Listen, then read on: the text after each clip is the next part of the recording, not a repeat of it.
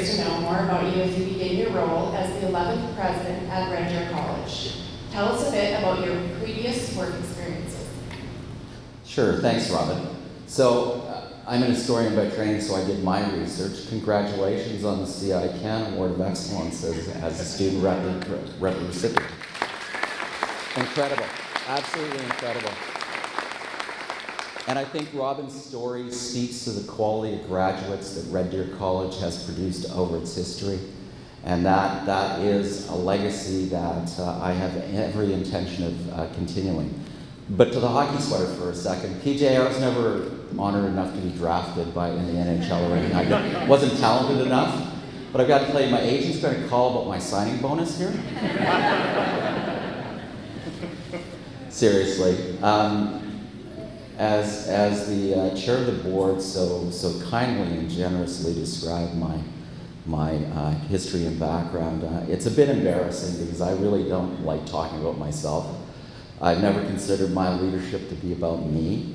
My leadership is about the people that I have the honor to lead in my position. And so if you look at my background, whether it was access programs working with Indigenous and economically challenged populations, or my time as a Dean of Health, or my time as a Vice President academic, up to my current position as the President of Vancouver Community College, I've come to recognize one thing, and that is the strength of an organization is its people.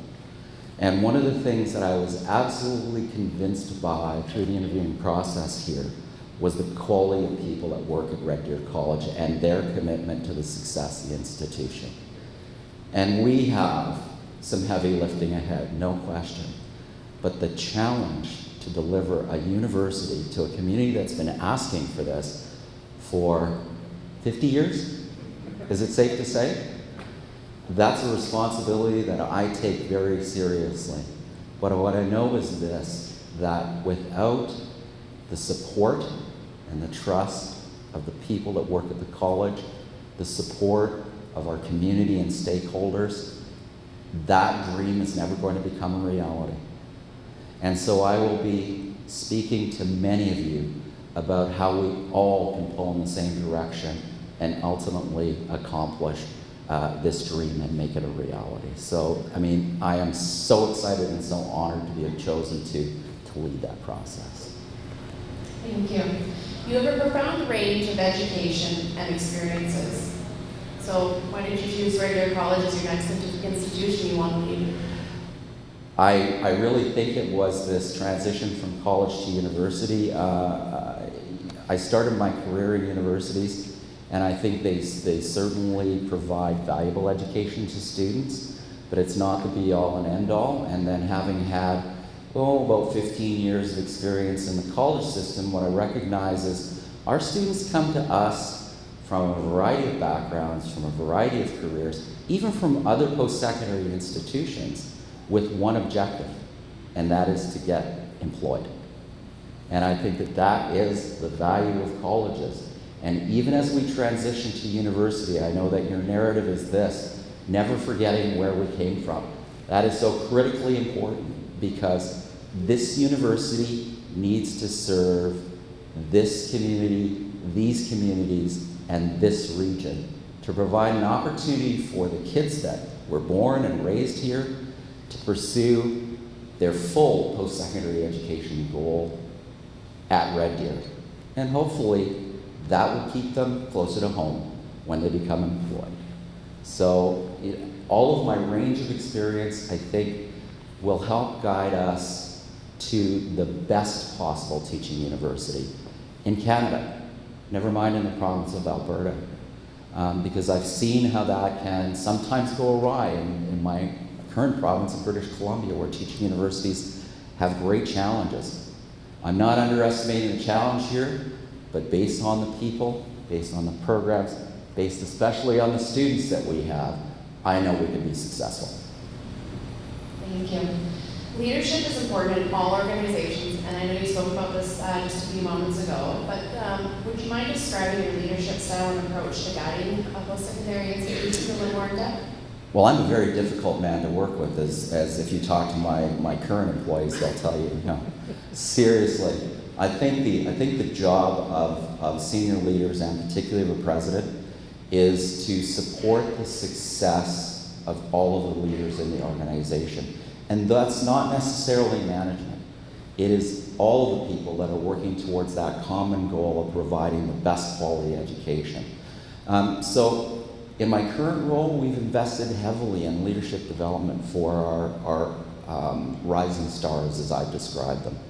And I truly believe that that is something as post-secondary leaders we have to do, because succession is a huge challenge. Most of the senior leaders in the system are in the same age demographic, and we won't be around forever. So if we don't look for that next generation of leaders and we don't support their development and success, then we're going to have a crisis on our hands. And I don't think that that crisis is too far away.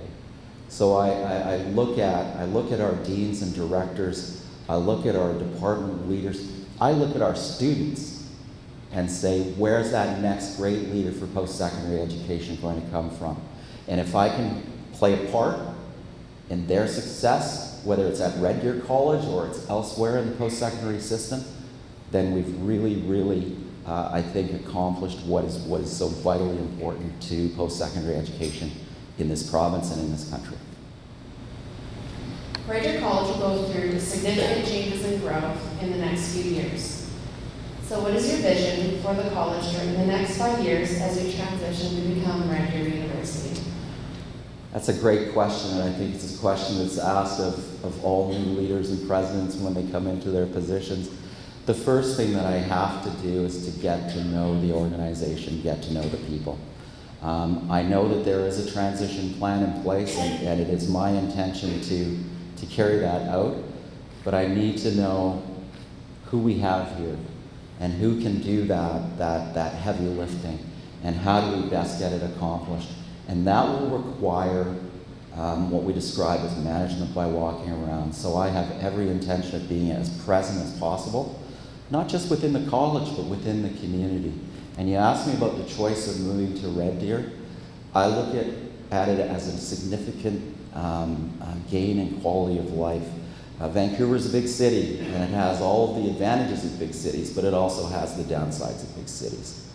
I really wanted to be back in a community where I felt like I was making a direct contribution, that I could get to know people and connect with people, and at the same time do the best thing possible for the organization that I've been given the responsibility to lead. And I can tell you that my family are completely on board with this, and we look at this as a fantastic opportunity, and we are so looking forward to the next 5 years. What will we be in 5 years? We will be Red Deer University, plain and simple. And that has to be the case, but it will require all of us to pull in the same direction. Post-secondary education is always evolving to best serve its learners. What do you see as the biggest opportunity for the post-secondary sector heading into the future, and how should we at RDC embrace that?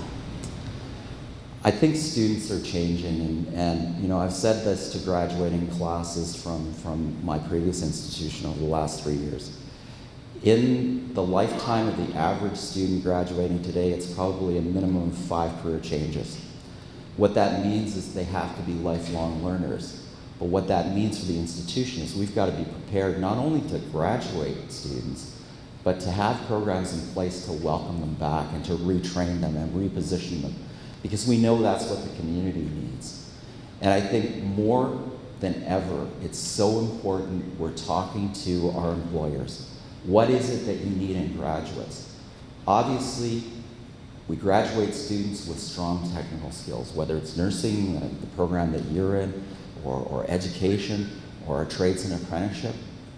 But employers are telling us now that there's more to that than simply those technical skills.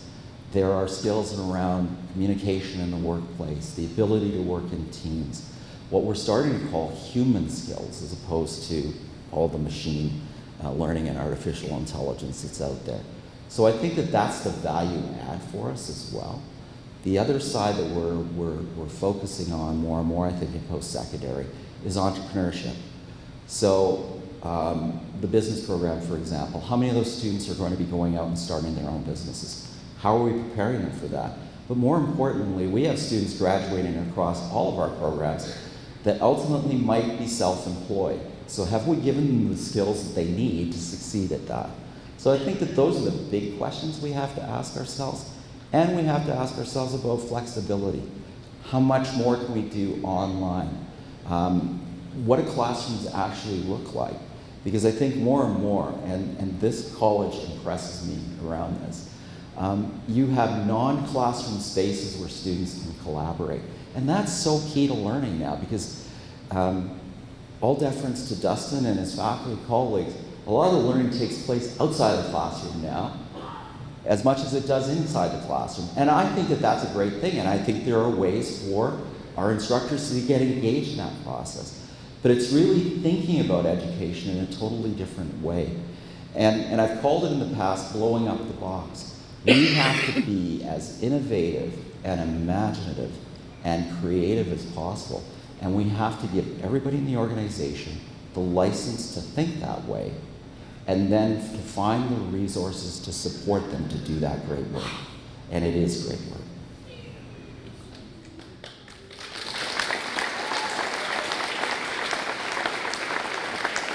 Thank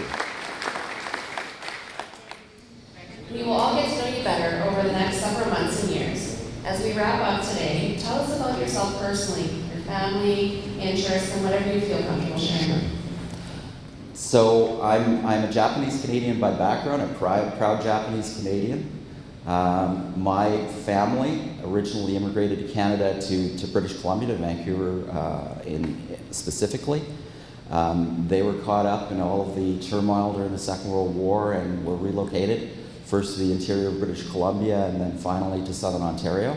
So I grew up in Southern Ontario, in London, Ontario actually, and without much community from my same ethnic group. What I will say about the Japanese Canadians generally is that they are survivors and they are proud people. And I'm proud to say that in my generation of Japanese Canadians, there are more graduate degrees, more professional degrees than any other ethnic group in this country.